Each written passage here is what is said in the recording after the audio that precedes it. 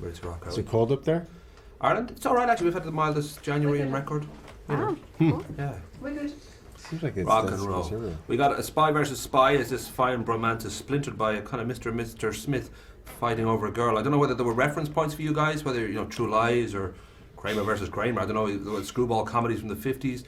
Were there certain things you thought about or looked at to get into the mood for this? Yeah, Bad Boys. Looked yeah. at Bad Boys.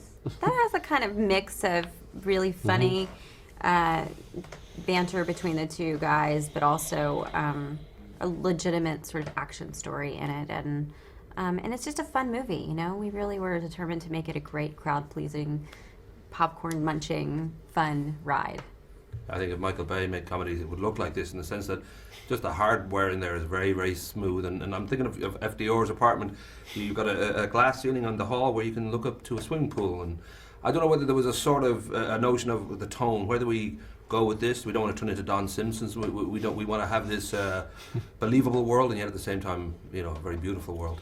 I think that you're very right. The tone was a very particular kind of tone, and how far to take the comedy and how real to take it. And I think the nice balance, hopefully, that Tom and I give the comedy, hopefully, is that, Tom plays his spy very seriously. He plays the spy as if he really does go out and kill people, and he has that pressure and weight on him, and he wants to have that substantial home life that kind of grounds him. Whereas I think FDR's character is he's the movie land version of a spy. He's playing James Bond. He thinks he is James Bond, and he's the lighter version of that. Every kind of boy's fantasy to grow up to be Sean Connery. So that kind of tonally, it's very kind of polar, but it's hopefully there's a good through line. We should say, of course, Tom was hopefully going to be here this morning, but it doesn't feel well. So if you could imitate Tom for some of the questions, that'd be great. Just I'll throw some for you.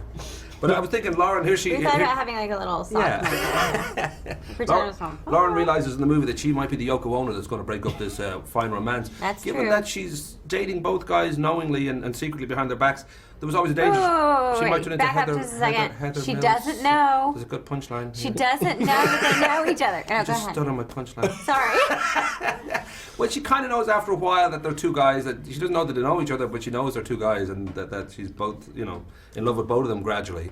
So there's always that danger that she might come across slightly Heather Mills, that she might actually be calculating. I don't know whether for you there was a sort of a notion. I better make sure these guys like Don this Simpson character. and Heather Mills. Right. I'm trying to In the look same this. interview. This is all very deep I love stuff. I told you, I'm up to 5. But was there a way of sort of saying, how do we kind of get the balance right here? Because you got to like everybody in the movie. You got to, root for their love and root for their love story. So that notion that, for a lot of people, dating two people at the same time wouldn't be sympathetic.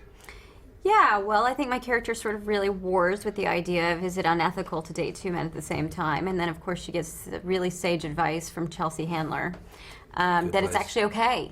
And it's 2012, and this is what people do. So when you get your dating advice from, someone of that character, I think that's sort of... I was thinking you're both incredibly good looking like me. I don't suppose there's ever been a point in your life early on that you would even think of itsfate.net, any kind of help. Fate.net. There's no way you'd go there. I'm guessing, no. You've never had a low point like that, either of you? I've had plenty of low points. Let's just talk about puberty for a second. My daughter is that age. She's like 12, almost 13. So I have to tell her recount every story where somebody hurt my feelings, or just to make her feel better. It's actually like fun. a time. I just like, if there's a God, that's God's thing. Flipping the old bird. The very last thing, I know, Chris, you said at one point, and it was a kind of an interesting quote, you said, I still assume that any day I'm going to be exposed as a fraud. That, like I once heard Gene Hackman say, the acting police are going to bust in and take away my card. I know your family are all actors, you've won the Oscar, and I don't know whether you both feel very comfortable or whether it's always a kind of, a certain amount of nerves about this job, about, can you deliver, will this be successful? I think The that's latter. Right. Like always, yeah. I think it's a function of playing pretend. I mean, you're honestly playing pretend.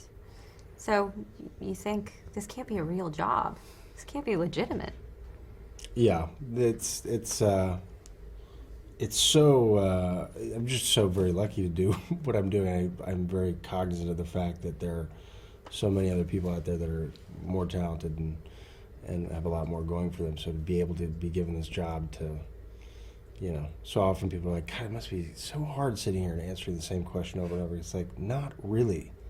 It's not really. It's like a joy. It's, you know, we get to play make-believe and have a good time, and it's really an absolute blessing. I feel a song. You sound like you're going to start singing now. And Nice to talk to you guys. Nice to meet you.